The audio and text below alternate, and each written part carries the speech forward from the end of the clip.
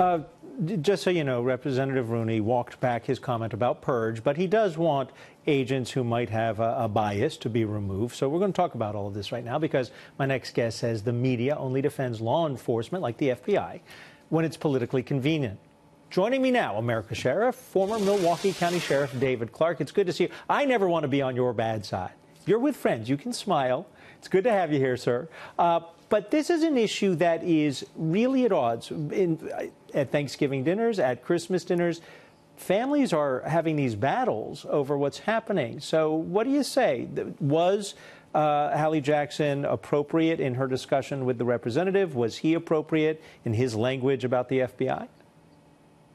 I think the congressman was appropriate. I don't know why he walked back when he said purge. Look, it's pretty obvious to anybody who doesn't have their head in the sand that corruption has contaminated some of our most powerful institutions of government, the United States Department of Justice, the IRS, the FBI being a part of the Department of Justice. What bothers me is I need to know, and the American people need to know, how deep this corruption has filtered throughout the organization. And where did it start? Did it start during Eric Holder and Loretta Lynch, who were both involved in unethical behavior?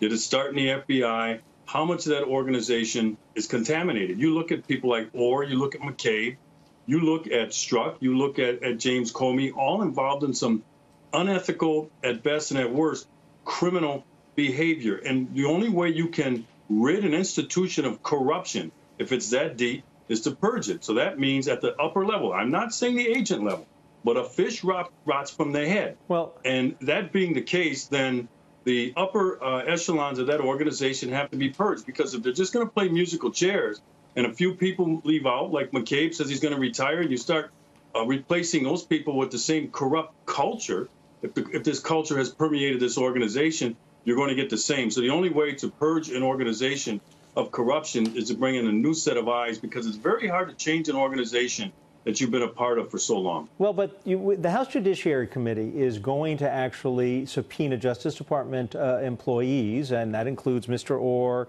whose wife received funding as a Democratic candidate from the Democrats, from Terry McAuliffe. And he did clear that with the FBI Ethics Committee.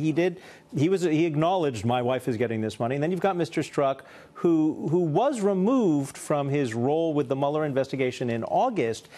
That's the appropriate way to do things when you learn these are happening. And, of course, the Inspector General at the Justice Department is investigating those issues. So are we rushing to judgment too quickly, and shouldn't we wait till the evidence is presented to us from these investigations and from the Congressional Committee? Well, again, you know, the FBI is one of the most powerful government institutions in the United States. I mean, for heaven's sakes, it can take your freedom away. And so, you know, when you say rush to judgment, if you look at the behavior of those individuals I mentioned, I don't think we're rushing to judgment with what's going on.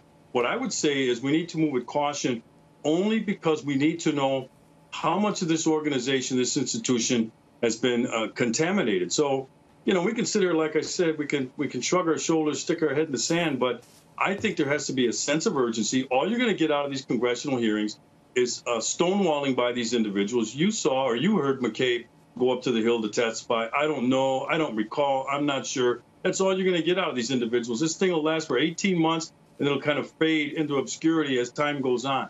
This is too important with this institution of government. We, the American people, I want to know today. I want to know now. I don't think there's any rushing to judgment here. All right, David Clarke, we appreciate your being here, and we all want to wish you a very happy and healthy New Year.